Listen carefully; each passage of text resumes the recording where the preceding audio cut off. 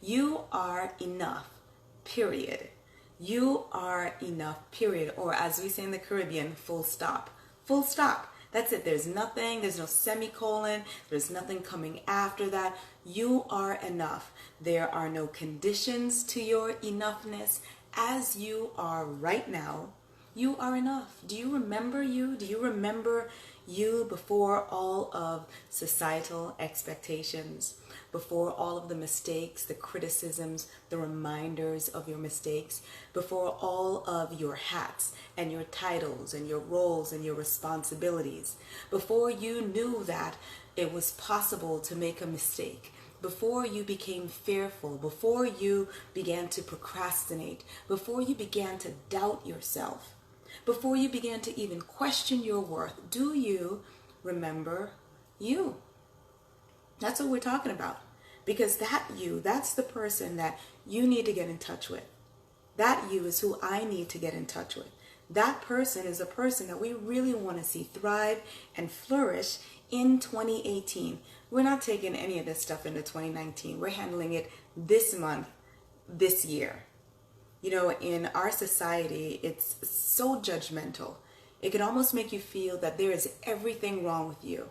And in order to possibly get close to perfection, here's what we're going to need you to do. We're going to need you to purchase this shampoo, change your hair, take this pill to grow your eyelashes, change your body, especially for women. We go through that. This is the outfit you need to wear. This is the car you need to drive. These are all of the possessions you need to have. And if you don't have those things, then you are somehow not enough. You don't get a seat at the table. You don't get to be heard. We don't care about what you have to say because you don't fit into our definition of what is hot and what is important and what is valuable right now. We're not doing that. We're definitely not doing that because you as you are, me as I am right now, I am enough. If I never changed, if you never change, if your circumstances and your situations never changed, you are still enough. There's still value and worth in who you are, your intrinsic, your isness. And think about it. You know, we judge other people based on what they have instead of what they did to get it. We judge other people based on who they know, what they wear, what they drive, etc. What does that say to people who do not have those possessions? People who do not have just the foundational things that we all just take for granted. Being able to breathe on their own, being able to walk without a walker or a wheelchair. What are we saying about their value? Are we saying that if we are unable to contribute to society, then there's no worth for us? Is that what we're saying? So what happens to the thousands of people across America, across the world, who have disabilities and aren't able to do like we do, you and I do? What are we saying about them? Tonight we're talking about being enough. You are enough. I am enough. We are enough. And I would be remiss if I did not mention that October is Domestic Violence Awareness Month. And, you know, we hear the horror stories when there is physical and sexual violence. But oftentimes it doesn't start like that. It starts with the emotional, the verbal, and the mental abuse. Mental abuse such as that mental manipulation, the gaslighting, where a person is almost forced to, led to question their own thoughts and opinions in their own mind. Question their value, question their worth, question their enoughness. Well, tonight, I want to put an end to that. For you, for me, and for everyone who's ever going to watch this broadcast, I want you to stop questioning whether or not you are enough, because you are. Stop questioning it. Stop questioning your value. Stop questioning your worth. Stop thinking that you need to get something and do something and be somewhere or be with someone in order to be enough, because it's simply not true. So here's what I did today. I came up with, again, every time I do these shows, it's everything that these are all birthed from my journaling and my quiet time. So today, I was just thinking about, okay, what are the steps? What are the stops, if you will, on the journey to recognizing and fully believing and owning and knowing that you are enough. What are some of those steps? What are some of the things that you have to do? The first one, the first key, the first step, the first stop. If you're unable to do this, we can just throw everything else away because nothing's going to work. The very, very first one. And I know some of you might be thinking, especially the guys, this is sort of remedial. I know that I'm awesome. I know that I'm enough. But here's the thing. Those feelings of being devalued and not having as much worth as someone else, they're not blaring. They're not coming in with lights, cameras, action, and symbols. No. It's hidden in our actions, it's hidden in our behaviors, it's hidden in the things that we self-select out of because we don't think we're ready. And because we don't think we bring value, and because we don't think our voice is important enough. And I'm here to tell you, as you are right now, your voice is valuable. Your opinions are valuable. Everything you feel, everything you desire to do, all of the things that you have tucked in the corners of your mind, tucked in the closet of your heart, all of those things are valuable. Every single one. So here's the first stop. On our journey to recognizing that we are enough, the first stop is we must love and accept ourselves. We must love and accept ourselves. That is the very first stop. If you're going to know that you are enough, you're going to have to love you and accept you. All of you. One of my favorite songs by Beyonce is called Flaws and All. That's what I'm talking about. I'm talking about loving you, flaws and all. So loving you if you have a twisted finger, if you're balding, if your hair is thinning, if you have bad credit, if you can't keep a job. Loving and accepting you if you are 30 pounds overweight or 10 pounds underweight. Loving you if you don't have the washboard stomach.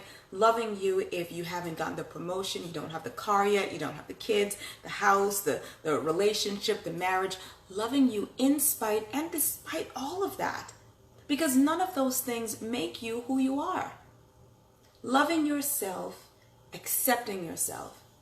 It's such a hard thing for us to do. And, as a woman, I know that we are bombarded every single day with images, social media, of course, commercials, magazines, everything that tells us that we need to improve ourselves. Because who you are and who I am just isn't enough. It's not enough. We need something else. But tonight I'm challenging you to love and accept yourself, flaws and all. Think of the most ugly thing. I don't care if you have convictions. I don't care if you're homeless. I don't care if you've been through foreclosure. I don't care whatever the ugly thing is that you've been through or you are currently going through. You still have worth, you still have value, and you are still enough. Many times I believe that we have when it comes to loving ourselves and accepting ourselves, we have one of those friends with benefits relationships. We're not really committed. We're there, but, we're not really there. When it comes down to it, the nitty gritty, when we really need an advocate to advocate for ourselves, we're not there. We reap all of the good times, but when the tough times come, when the bad times come, that's when we bail. I need you to commit to you. I need you to commit to you once and for all that if you never lose the weight, if your skin never clears, if your hair never grows back, if you never get the promotion, the baby, the house, the man, the woman, whatever it is, if you never get it, you love and accept yourself right here. You can't even move on to the other steps until you do this. We're loving ourselves. It's 2018. We're not being hard on ourselves anymore. We're loving ourselves, flaws and all. Here's the next stop on our journey to recognizing, and I don't want you to believe this, I want you to know that you are enough. The second step is you are going to have to connect and not compare. You're going to have to connect and not compare. Stop comparing yourself. Stop it. Okay, for women, I remember when I was modeling, there was always someone taller, thinner, someone that looked like me, someone who had more experience, someone with a different look. There's always going to be someone with that ER over you, someone with more experience, someone with more training, someone who knows a product better, someone who's taller, shorter, thinner, bigger, body parts, whatever. Stop comparing yourself. And women, I'm speaking to you because obviously I am a woman. We do this all the time. And we need to stop. You know why? Because there's enough room on this planet for me to be beautiful and for you to be beautiful. There's enough space on this planet for me to be a speaker and author, and for several of my friends to be speakers and authors. And so when you operate from a place of comparison, you're operating really from a place of scarcity. You're in competition with someone else without them even knowing it. Sometimes they do. But you're in competition because you believe that there isn't enough room. There isn't enough people. There's not enough money for you and for them. Stop comparing and connect. I can't tell you how many times I walk into rooms all my life, and out of the however many women in the room, maybe one or two will walk up to me first. Sadly, I'm accustomed to it now, and so I make the first move. But I have an awareness of how people see me. I get it. We all have an awareness of how people see us. But it's 2018. Let's move beyond the low self-esteem, the insecurities, the not feeling that you are enough, the not feeling that your voice is important, not feeling that you have a seat at the table and that you're valuable and worthy. Let's move beyond that. Let's get to a place where, you know what, I can see the God in you. I recognize your value and your worth, and you don't look like me, and that's okay because there's room for all of us. Let's get to that place. We need to connect. When you step out with a desire to connect first, you're playing offense. You're like, you know what? I'm going in there. I'm going to meet some people. Let's see what I can do for them, how I can help them. This is going to be a great time. You walk in with great expectations. When you start from a competition model, you're walking in on the defense. You're not even focused on your plays. You're focused on stopping their plays. Football reference for you guys. One of my mentors, Bernie Dorman, his company, CEO Space, is all about cooperation. Cooperation instead of competition. Seeking first to understand and then to be understood. But many times we walk into a room and walk into a situation, we want everyone to get us, but we have zero patience to understand and to know and to get anyone else. If you're going to be on this I am enough journey, you're going to have to move beyond the comparison and the competition and move to a place of connection. Because as humans, we're not intended to operate in a silo. We're not intended to operate on an island. We are intended to commune, to be with each other, to connect. And so you're going to have to get to a place. Here's the challenge. Let's end all of this, I don't even know what to call it. I just say petty foolishness that we women do, and we know what we do. Let's leave it right here in 2018. So when we go into 2019, we're walking into the room and we're speaking to everyone. We're not waiting for people to speak to us. We're not waiting for other women to come over to us. We're accepting, we're seeking to understand, we're embracing. I saw on, I can't remember her name, but I sent you a friend request. So if you see this, you'll know that I'm quoting you, and I'll post it later. But it said, I'm not your competition, I'm your sister. It's so disappointing to want to connect with someone, but because of what she sees, because of what she hears, because of what she's read, she's already has some preconceived ideas of who I am. Let's cut that out. That's so 6th grade. Let's move from beyond that. It's time for us to connect and to stop the comparison. Here's the 3rd stop on our You Are Enough journey. You're going to have to begin to amplify the correct voice. There's some voices in your world, some voices in your inner ear, some people that you're given air space to, that you are going to have to unapologetically cut them off. Now hear me and let's be clear. I don't care who they are. I don't care if it's a mentor, a friend, a family member, your close cousin, the girl that you were in I don't care who the voice is in your life. If they are not speaking life and truth and pouring into you, cut them off. You do not owe them an explanation. You don't have to send a long email that goes back to 1994. You don't have to do any of that.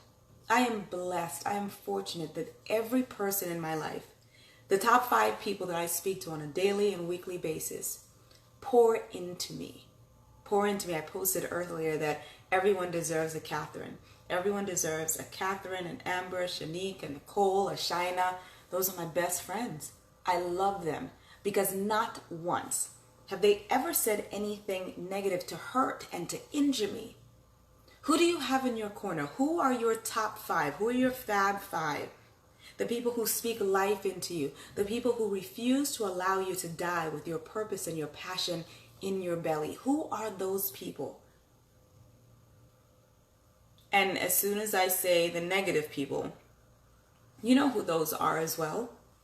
Get them out of your life. You owe them no explanations. We're all grown, okay? I don't even know how to even tolerate or explain away the significance of a person who's negative being in my ear space. I have restricted ear space. Anything I hear goes directly into my brain, directly into my thoughts, and I need my thoughts for what I have to do, for my purpose, for my plan. I have no time for someone to be telling me what I can and can't do. Oh, you know, you'd look better if you, well, Natasha, why did you wear that lipstick? Why are your lashes so long? I liked you with the curly hair. I didn't like that hairstyle. You know, you'll be ready if you lose a couple more pounds. You know, yeah, you'll be ready to speak in a few years. I don't have anyone in my orbit that speaks to me like that. Family or friends. You know why? Because I cut them off unapologetically.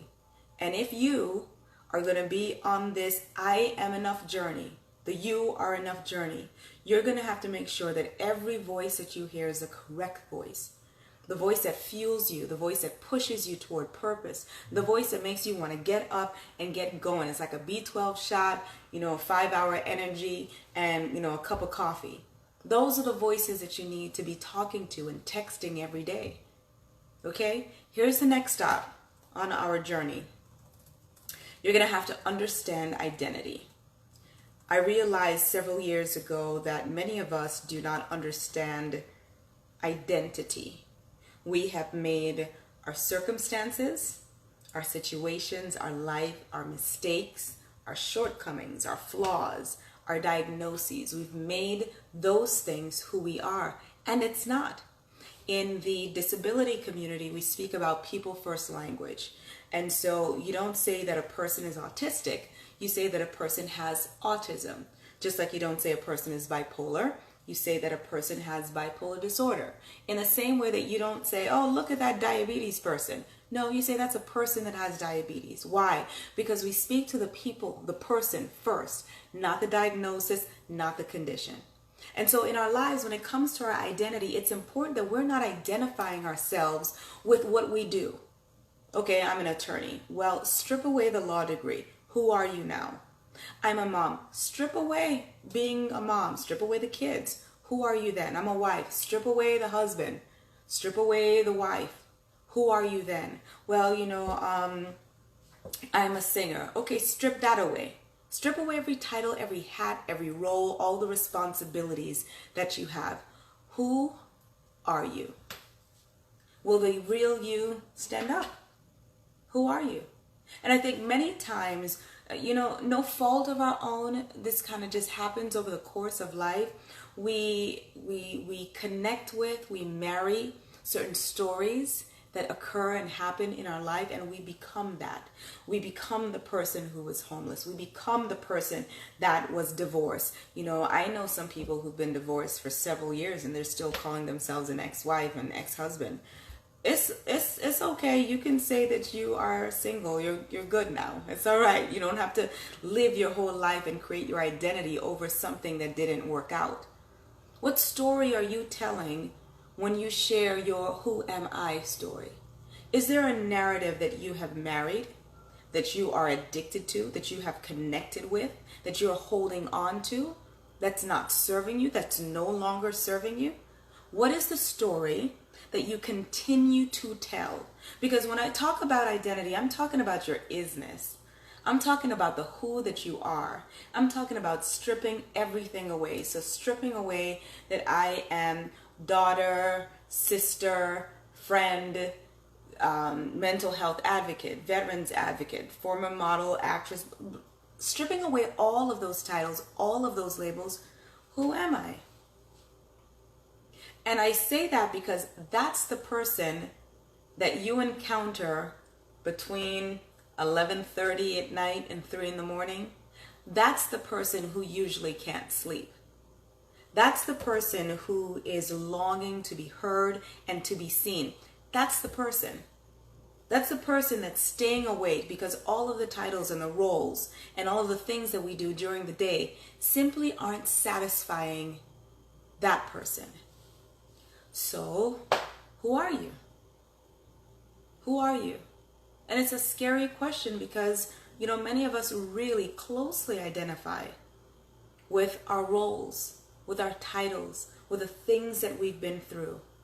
And I'm telling you tonight, if the story that you're telling, if the narrative that you've created for yourself is not one that serves you, is not one that fuels you, is not one that you feel good about, is not one that's doing anything, enhancing your life in any way, change the story. Let it go so that God and the universe, energy source, however you call it, can bring you another story, can open up some opportunities and some experiences for you to create a different story. We're holding on to some things from 1994, 1964, 1924. Holding on to some things from January. Holding on to some things from May. And it's not serving us anymore. Let it go. Many times we become married to that story. We need to let it go. Okay? You got to understand what identity is. Strip away everything. Strip away all the things that you do, all the things that people call you, and really take some time to understand who you are. Because if you're going to be on this you are enough, I am enough journey, you're going to have to be able to stand flat-footed knowing who you are. Because there's going to be lots of opposition. There's going to be a lot of people and situations coming to challenge who you say you are. And you've got to be sure. Before anyone else is sure, you have to be sure. No one is going to respect who you are until you know who you are. Here's the last one. And this is my 2018 theme. If you are going to take this I am enough, you are enough, we are enough journey seriously, you are going to have to be authentic. Authentic. Undiluted, raw you. No chaser. That's who you're going to have to be. You know why? Because that's the easiest to maintain and the easiest to sustain. Okay? If you have a life that's different from your Facebook life, different from your work life, that's just so exhausting. I remember just wanting all of my lives to be one. And that's what I've been doing for this year. Now understand that when you begin to fully be yourself, you're going to lose some people. Because there's some people who are connected to the you that you portray yourself to be. There's some people that are benefiting from you being the faux you. There are people benefiting from you not speaking your truth and being your truth, not being vocal, quietly shying away and not saying your piece, saying what you have to say. There are people benefiting from that. So as soon as you start being you, whatever that is, as soon as you start being that authentic, undiluted, raw, here I am person, you're going to start losing some people. There are people who are going to self-select out of your life, and it's okay. It's okay, because the people that you want around you are the people that you are comfortable with 24/7. You don't want anyone in your orbit where you have to act, where you have to pretend, where you have to walk on eggshells. You don't want that. I am not doing that in 2019. Not. Okay, so the people closest to me know that I don't look like this. every day. I don't wake up like this. My hair changes, the makeup is going to change. Sometimes, many times, I'm in sweats and sneakers. I'm not always dressed. Sometimes I break a nail. I'm not perfect. I'm not striving to be. I gave that up on January 1 of 2018. And it's been an interesting year. And I'll share more as time goes on. But my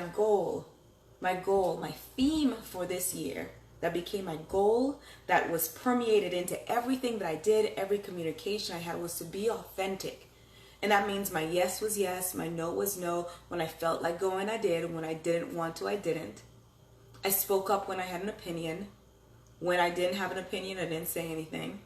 I cared about what I cared about unapologetically. I am unapologetically passionate about veterans. I'm unapologetically passionate about people with disabilities, specifically mental illness. Unapologetically passionate. That's it. Take it or leave it. If you're going to be on this you are enough, I am enough journey, you're going to have to be unapologetic about who you are. And know and trust that the people who stay, the people who remain, are the people who are intended to accompany you on the next chapter, the next stop of your life. Let me give you these 5 steps again. We're talking about you are enough, period. Okay? And there are 5 steps, 5 stops, 5 keys, whatever you want to call them, that I identified as being imperative to your journey. If you are going to recognize and know that you are enough, one of the first things you're going to have to do is you're going to have to love and accept yourself, flaws and all. Flaws and all. You've got ugly feet, love and accept your ugly feet. Okay? You've got crooked teeth, love and accept your crooked teeth. Or do something about it. Okay? Whatever it is that you're trying to hide, you're trying to cover it up, whatever, because you're secretly hating it, we're not doing that. You're enough. So love yourself. Accept yourself. The second thing is you're going to have to stop comparing. Stop comparing yourself to other people. Stop comparing what you do to others. Stop comparing the way you look to other people, your portfolio, your bank account, your car, your house, your dishes, your whatever, your nails, I don't know. Stop comparing. This is a time, this is a season, we need to get in the habit right now of connecting instead of comparing. We're not in competition. We're here to connect. We need each other. I need your genius. I need all of the things that make you you. All of the things that make you fantastic. I need you to be doing that at 100%, at full strength. That's what I need. And I'm going to do the same. And if you are anywhere in my orbit, I'm going to challenge you to do just that. The third thing you need to do is you're going to have to amplify the correct voices. Okay? If there's people around you who are speaking negatively, negaholics, negative Nancys, all of those people, Debbie Downers, get rid of them. I don't care who it is. It's your favorite teacher from first grade. You loved her. She gave you, some snacks. I don't care. If she's negative, get her out of your life. If it's family, get them out of your life. Put some distance. You could listen. Loving people is easy. Love is easy. It's the light part. And right now, you need some people that's going to pour into you. I'm telling you what you've got to do, the things that you think about, the things that, keep you up at night, that you want to have happen in your life. You need people around you that can birth that. You need people around you that can help you push that baby out. That's what you need. So all of the negative people in your life, get rid of them. Fourth thing is you're going to have to understand identity. You're going to have to separate what you do and the experiences and the situations that you've been through. You're going to have to separate them from who you are. All the roles, responsibilities, titles, everything. Separate that from who you are, because those are 2 different people. And the person that you need to cater to and take care of, the person most in need of self-care, is the person that you've been neglected. You take care of the job you, and the family you, and the friend you, and the workout you, and the Facebook you, and the Instagram you. You take care of that person. What about the person who still needs to heal, who still needs to process some things? That's the one you need to take care of. And lastly, you need to be authentic. Undiluted you, unapologetic you. That's the person that we need to see come forth. I need you. And I need you at you're most authentic because I'm not having anything inauthentic around me. As soon as I smell it, I'm getting rid of it. Authenticity. That's where you shine. That's where your grace, that's where you have the power, the empowering presence to prosper and to thrive in that area, the area that is you, not the area that is someone else. I'm not trying to be the next Oprah. There's already an Oprah. She's amazing. She is fantastic, phenomenal. I am Natasha. I'm not trying to be the next anything, and you shouldn't either. Do you?